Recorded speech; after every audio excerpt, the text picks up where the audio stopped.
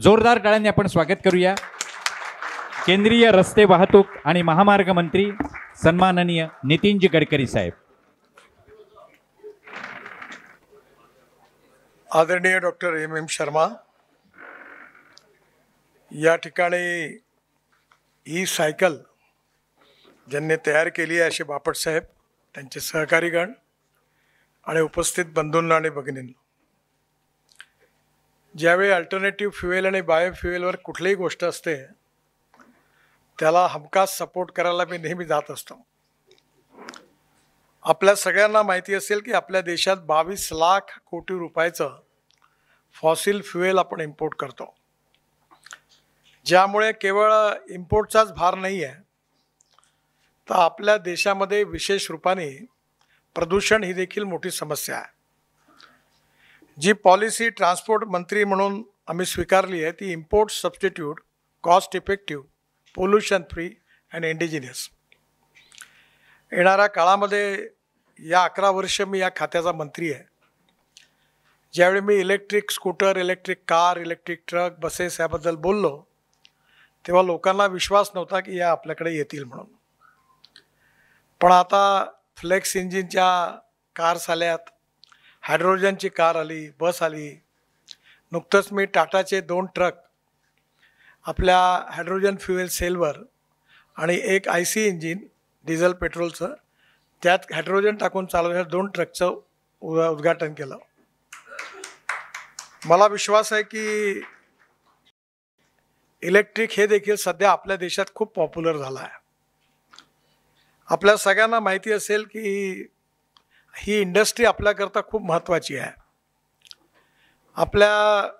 माझ्या खात्यातर्फे आम्ही असं उद्दिष्ट ठेवलं आहे की ज्यावेळी 2014मध्ये मोदीजींच्या नेतृत्वाखाली आमचं सरकार आलं त्यावेळी इंडस्ट्रीचा, ऑटोमोबाईल इंडस्ट्रीचा साईज हा 14 लाख करोड रुपये होता, पण नुकतंच 3 महिन्यापूर्वी आपण जपानला मागे टाकलं आणि आता आपला 3रा नंबर झाला।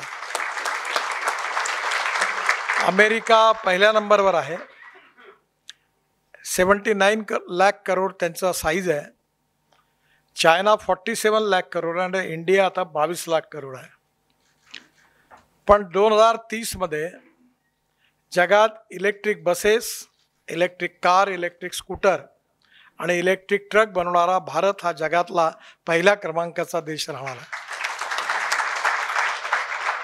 विशेषतः लिथियम आयन बॅटरीची किंमत जेव्हा इलेक्ट्रिक व्हेकल सुरू झाले तेव्हा $150 पर किलोवॅट पर आवर होती, आता ती $100 पर्यंत आली आहे।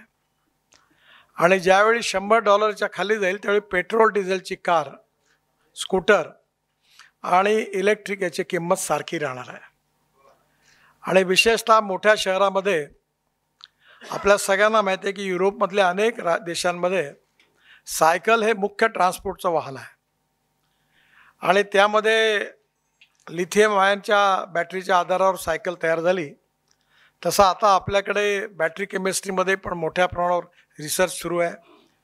सेमीकंडक्टर करताय आपल्या पॉलिसीमुळे मोठ्या प्रमाणावर इंडस्ट्रीज सुरू झालेल्या आहेत आणि lithium ion, sodium ion, zinc ion, aluminium ion ही पण केमिस्ट्री विकसित होते आहे। त्यामुळे येणाऱ्या काळामध्ये इलेक्ट्रिक व्हेकलला खूप किंमत आहे आणि यामध्ये आपल्या ज्या 2 व्हीलरच्या कंपन्या आहेत, बजाज, TVS, हिरो, होंडा, त्यांचं 50% प्रोडक्शन हे एक्सपोर्ट होत आहे। आणि म्हणून बापट साहेब, आपल्या देशात डोमेस्टिक मार्केटमध्ये याला जेवढी किंमत आहे यापेक्षा जास्त किंमत आपल्याला बाहेर मिळणार आहे, हे जास्त महत्त्वाचं। नुकत्याच हिरो ज्या कंपनीचे मालक मला भेटले, त्यांच्या लुधियानाला हिरो सायकलच्या प्लॅन्टचं मी उद्घाटन केलं आणि त्यामध्ये त्यांनी आता पुष्कळ चांगल्या सायकल डेव्हलप केल्यात आणि चायनामध्ये पहिल्या क्रमांकावर आहे चायना जगात की सायकल आपल्या देशातून चायनामधून एक्सपोर्ट कर। त्यांच्या इंडस्ट्रीचा साईज 4.5 लाख करोड आहे आणि आपला 35,000 करोड आहे। पण ज्या प्रकारच्या या सायकल तयार होऊन राहिलेल्या येणाऱ्या काळात याचा मोठा एक्सपोर्ट वाढणार आहे आणि म्हणून निश्चितपणे याला पोटेन्शियल आहे। कोकणातच नाही तर देशातही आहे आणि जगात पण आहे, कारण आता लोकांनाही पण जे काही म्हणजे आपल्या इथे इकॉनॉमी, इथिक्स आणि इकॉलॉजी आणि एन्व्हायरमेंट, तर इकॉलॉजी आणि एन्व्हायरमेंटबद्दल लोकांमध्ये अवेअरनेस तयार झालेला आहे आणि हे कॉस्ट इफेक्टिव्ह आहे. त्यामुळे नक्की ही लोकप्रिय होणार आहे. आणि या टेक्नॉलॉजीमध्ये आपल्या देशाची सगळ्यात मोठी स्ट्रेंथ कोणती असेल तर जगातली सगळ्यात जास्त यंग टॅलेंटेड इंजिनिअरिंग मॅनपॉवर ज्या देशात आहे त्या देशाचं नाव हिंदुस्थान आहे. आणि आपल्या स्टार्टअपनी पण खूप चांगलं काम केलं आहे.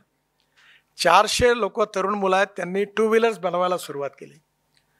मोठ्या कंपनीच्या मी TVS, बजाजच्या 2 व्हीलर पण लॉन्च केल्या, पण त्यांनी आता 125 किलोमीटरची बॅटरी ठेवली. पण जे आता कानपूर, लखनौ लहान लहान शहरात ते मॅन्युफॅक्चरिंग करतात, त्यांनी 60 किलोमीटरची बॅटरी ठेवली. कारण एक स्कूटर एका दिवसात बजाज आणि TVSने स्टडी केला 24 ते 26 किलोमीटर फक्त चालते. त्यामुळे आपल्याला ही सायकल लोकप्रिय होणार आहे. याला खूप मोठं पोटेन्शियल आहे आणि याच्यात रोज नवीन नवीन टेक्नॉलॉजी पण बदलत आहे.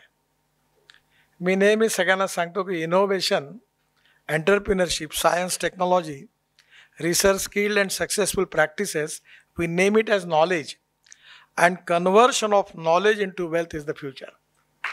आणि त्यामुळे तुम्ही जे काही आज करता हा पाया आपल्या देशाला भक्कम करणारा आहे. मी विशेषतः शेतकरी असल्यामुळे मी जास्त बायोफ्युएलवर काम करतो. आता माझ्याकडे CNGवर चालणारा ट्रॅक्टर आहे आणि आता राईस स्ट्रॉपासून बायो CNG तयार करणारे 400 प्रोजेक्ट देशात सुरू होत आहेत. त्यातले 60 सुरू झालेले आहेत. आणि आता आपला शेतकरी हा अन्नदाता नाही, ऊर्जादाता, इंधनदाता आणि बिटुमिन दाताही पण झालेला आहे आणि हवाई इंधन पण दाता झालं. आम्ही एक प्रोजेक्ट पानिपतला सुरू केलेला आहे. ते राईस स्ट्रॉ, परली जे जाळतात त्याच्यामुळे दिल्लीत प्रदूषण होतं.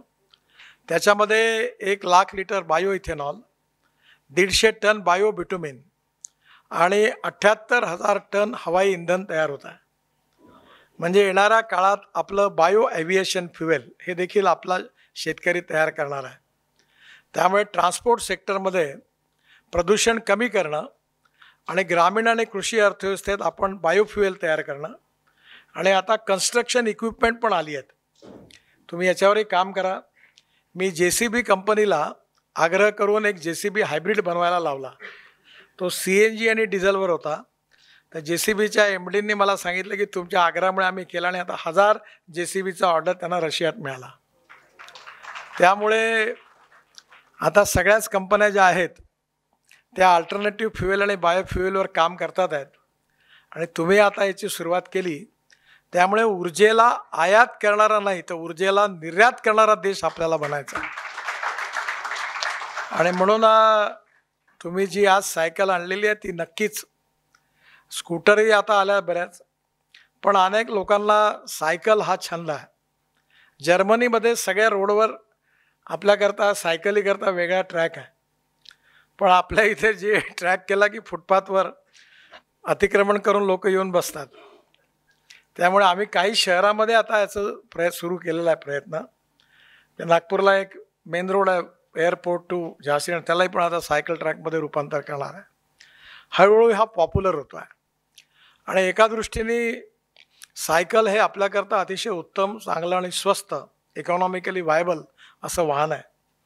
आणि त्यामुळे लॅब इंडियाच्या या प्रोजेक्टला, या सायकलला मी मनापासून खूप खूप शुभेच्छा देतो. आणि डोमेस्टिक मार्केटमध्ये नाही तर इंटरनॅशनल मार्केटमध्ये पण तुमचा ब्रँड यशस्वी हो याकरता शुभेच्छा देतो. खूप खूप धन्यवाद. नमस्कार.